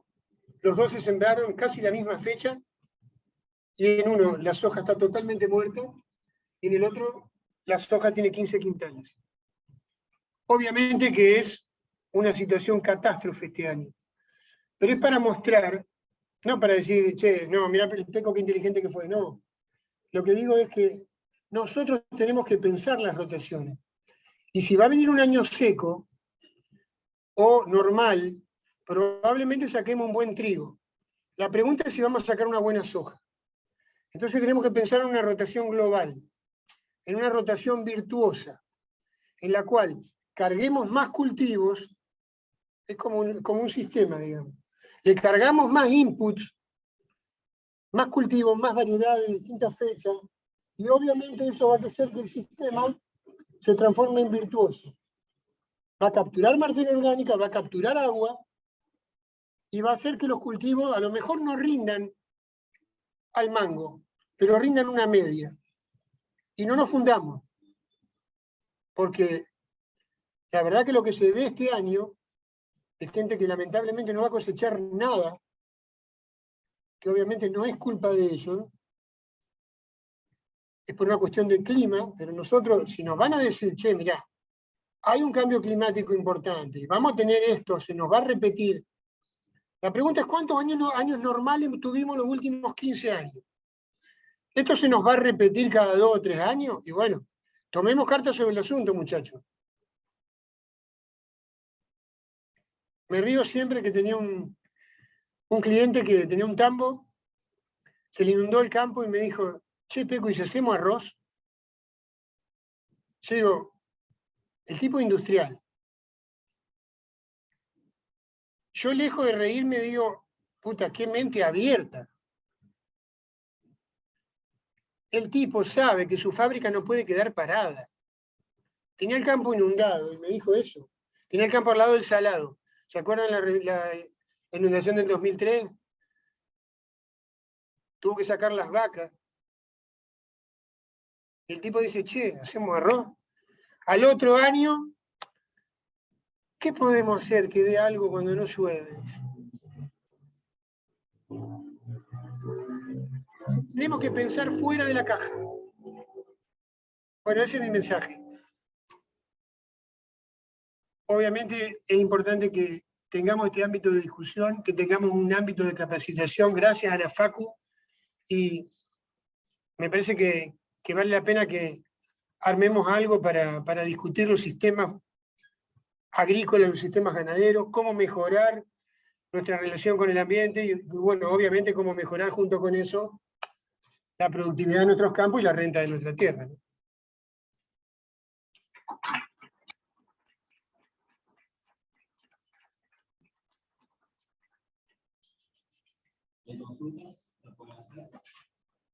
Lo convencí. Un comentario nomás. Sí. Cuando dijiste que se sigue produciendo casi lo mismo que hace 20, 30 años atrás, hay que sumarle que se está produciendo, desde el punto de vista de agroquímicos, 7 veces más de uso de agroquímicos por hectárea que hace 30 años atrás. Sí, bueno, eso no la dije. O sea que el impacto ambiental es muy superior, aparte de la pérdida de carbono y los costos, obviamente. Yo también estaba trabajando con estadísticas que en los 90 se gastaba menos de 1 kilo de agroquímicos por hectárea año, y en este momento se perdieron de 7 kilos a nivel nacional promedio. Entonces, desde el punto de vista de la relación insumo-producto, hemos perdido muchísima eficiencia y más resistencia. Aparte de todos los otros problemas. Estoy hablando solamente de relación insumo-producto. Hemos bajado a menos del 20% la eficiencia de relación insumo-producto desde el 30 años. Entonces, si yo le digo a los alumnos, vamos a lo del mecánico, le llevo el auto porque tiene problema de encendido, me está haciendo 10 kilómetros por litro, me lo devuelvo haciendo 2 kilómetros por litro. Porque pagar ese mecánico. Y eso es lo que estamos haciendo los alumnos desde el punto de vista del sur. No sé, la Universidad Nacional de Rosario, como el campo agroecológico, ellos tienen más rendimiento en las variedades que los híbridos. Entonces, ¿para qué comprar semillas si las variedades tienen mucho más que los híbridos? Sí, hay un montón de cosas que estamos muy metidos en el día a día de seguir haciendo lo que se viene haciendo por costumbre y no pararse No por planeamiento. o no ver que estamos perdiendo el punto de vista del ser de la agronomía, que es justamente los agrónomos somos los ambientalistas más importantes del planeta. Pero no, el ambiente lo estamos atacando. No estamos ejerciendo. No estamos ejerciendo. No estamos viendo todos los servicios técnicos y todo lo que podemos aprovechar. Y ahí está un poco también el problema de que la cuantificación de los servicios ecosistémicos no tiene valor monetario. No, bueno, obviamente. Bueno, ese es otro desafío que tenemos. Me parece que los agrónomos tenemos que ayudar a monetizar eso y a ponerle valores a los servicios ecosistémicos. Hay muchos servicios ecosistémicos que no dependen del manejo de la empresa, depende del manejo del territorio. Obviamente. No son de propiedad individual como para poder monetizar cualquier bien económico, sino que son bienes comunes que tienen un impacto directo en la producción, pero todavía no se les reconoce ese beneficio. ¿Cuál sería la herramienta económica? No soy especialista en economía, pero soy especialista en fiscal. Bueno, fíjate que los bonos de carbono sí están, en teoría van a retribuir esto, digamos, que vos puedas acreditar que estás capturando carbono y que alguien te compre un bono, en teoría vos estás contribuyendo a clavar carbono del planeta que otro está emitiendo. Fíjate que no sé cómo lo pagan a esos bonos de carbono, pero si yo tengo un suelo degradado voy a poder acumular mucho más que si tengo un suelo conservado. Un suelo conservado estoy cerca del clima, no voy a poder acumular mucho. Me van a pagar por nada cuando esté haciendo un manejo conservacionista. Pero si yo hice el manejo, no sé cómo lo paga Ruiz o cómo lo si lo paga por una pregunta. Sí, la pregunta es si sale, estos diálogos salen por... ¿También? Tipo, quería escuchar más siempre verla, así que como no lo desarrollamos, te voy a preguntar, porque hace 4 años que no charlamos sobre esto. ¿Cuántos cultivos, por más que este año ha sido bastante, últimos años muy secos, cuántos cultivos tenemos hoy en tu rotación de siempre verde? Y quería saber si podéis seguir disminuyendo el uso de plaguicidas en términos generales, como lo venías haciendo. Me van a matar. ¿Qué me pasó? No? ¿Qué me pasó en mi empresa este año? No tenía agua para trigo, no tenía agua para... ¿O cómo definí? Empecé a muestrear el suelo y los lotes que arranqué sembrando fueron los de colza, que fueron los primeros se me liberaron, que eran del año anterior, girasoles que no había podido sembrar maíz. Ahí tiré la colza porque tenía un convenio y obviamente tenía que respetar ese convenio. Entonces ahí la cuestión comercial fue más grande que el resto. Esos lotes fueron a colza. Después tenían 2 lotes que había elegido, o el 20% de la superficie que había elegido recuperar suelo, esos suelos fueron a vicia. Entonces esos quedaron fuera del sistema. Después cuando empecé dije, bueno, entre la vicia del 15 de abril, o del 20 de abril, y el 1 de julio, me va a llover, pensé. Y voy a poder sembrar trigo. Entonces ahí es donde hice camelina. ¿Por qué hice camelina? Porque no tenía opción de hacer maíz, no tenía opción de hacer trigo, y porque me regalaban la semilla. Es un convenio que hoy si se meten en la página, les dan $200 para sembrar, aunque no cosechen nada. Entonces, ¿por qué el productor no haría camelina? En vez de dejar un lote libre. Entonces hice 570 hectáreas de camelina el año pasado. Soy el productor más grande del planeta de camelina. Pero no porque quise armar la rotación así. Porque me di cuenta que no tenía que dejar los lotes sin facturar. Porque mi empresa paga los alquileres y paga los costos indirectos. El personal está en los galpones y la máquina está en los galpones. Entonces, en vez de dejar el año puentear soja a soja, Tengo que hacer algo. Y si me regalan la semilla, o este año me dan los $200, a cosecha, si saqué 0, o si sacás 400 kilos te aseguran $450, ¿qué vas a hacer vos? Obviamente que estos años son muy extremos, no son para tomar en la media. Pero mi rotación generalmente, después si quieren volvemos al caso Camelina o al caso colza. Mi rotación tiene colza, tuvo carinata, pero para mí es un proyecto muy similar a colza, soja, todas de segunda, salvo las hojas que salen de maíz de segunda y de tercera, que hoy se puede hacer camelina, y ya he hecho camelina, sobre maíces trillados en junio, se puede sembrar camelina de 400, 500 kilos, vale $500, te pagan $250. Por lo menos haces una cobertura y no tenés maleza.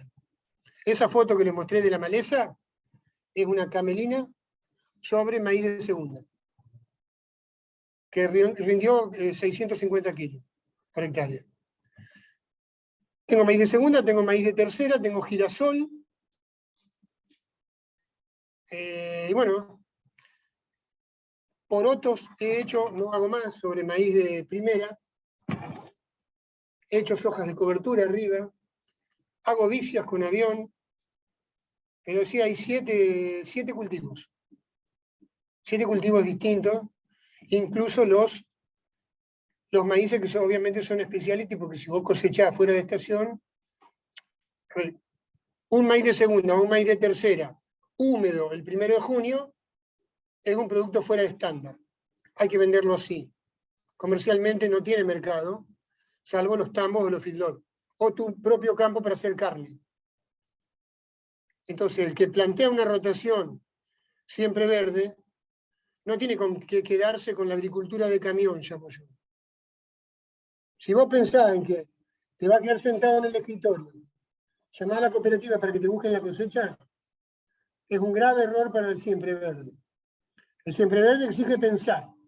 Así como vas a pensar en los cultivos que vas a hacer, sacás cultivos fuera de estación o fuera de época, y en condiciones no estándares, o no, digamos, no pizarra. Entonces un maíz con 30% de humedad, te lo compra, qué sé yo, los tambos de acá de la zona, que tenés 70 kilómetros de flete, de Videla acá, tengo 70 kilómetros de flete. Entonces en vez de ir a puerto y pagar secada, o dejarla en el campo que se la coman los hongos hasta agosto o septiembre, y trillarlo seco, sacalo húmedo el 1 de junio. Te lo compran tambo. ¿Se entiende? El maíz de primera también puede salir húmedo, porque los tambos también lo pagan como primicia a precio lleno. Los tamberos pobres pagan a precio lleno el maíz. Entonces ustedes están en Videla o están en Rafaela, pueden ubicar precio lleno, sin comercialización, el maíz con 40 kilómetros. ¿Para qué lo van a llevar a puerto? Esto que te digo es un concepto arraigado, por eso les digo, lean El Secreto. Miren cómo está planteado el margen bruto que hacemos los agrónomos. Primero los costos comerciales. Y nosotros pensamos que los costos comerciales no hay forma de resolverlo. Descontamos del ingreso bruto el flete y la comercialización. Entonces costeamos nuestro cultivo a partir del flete y la comercialización. Entonces ya sabemos que de movida el cultivo pierde el 25% por subirlo al camión. Y bueno, entonces, como ya lo tenemos en el papel, nunca nos ponemos a pensar en la primera, porque ya es así, hay que cargarlo para ir a puerto. Está el 2,5 de comisión, más la paritaria, más la secada, porque siempre un punto hay, más el flete a puerto. ¿Cuánto vale? $27. Bueno, listo. Entonces el maíz no vale $240, vale $200 para el margen bruto. Y de ahí descuento fertilizantes, siembra, ¿se entiende? Hasta nosotros los agrónomos hacemos mal el razonamiento. Te aseguro que si lo pusiéramos en el costo de la hectárea, a lo que pagamos de flete y comercialización, diríamos, ¡epa! Acá estamos poniendo más plata que la siembra y la uria en un maíz. ¿O no lo sumaron a eso? Sumen el flete de maíz a Rosario. Es más que la semilla. Y mucho más, y seguro que un poco más de los fertilizantes.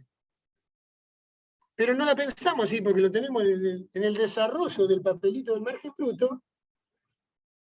Como nosotros sabemos costear el cultivo, ponemos el costo fuera del sistema.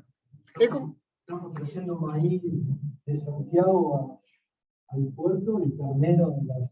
Claro. Los norteños mandan los terneros al sur a invernar y nos mandan maíz también. Son repillos. Son repillos. Hay que hacer los pollos y los chanchos allá. Y hay que poner los frigoríficos allá. Pero bueno. Fíjense que a veces los políticos piensan, che, le vamos a subsidiar el flete a los del norte para que vengan con el maíz a Puerto Rosario. No, subsidiarle los fideos, subsidiarle los chanchos, subsidiarle los frigoríficos allá. Pero bueno, economía global. Bueno, ya estamos en hora. Estamos en hora. Así que... Gracias, chicos.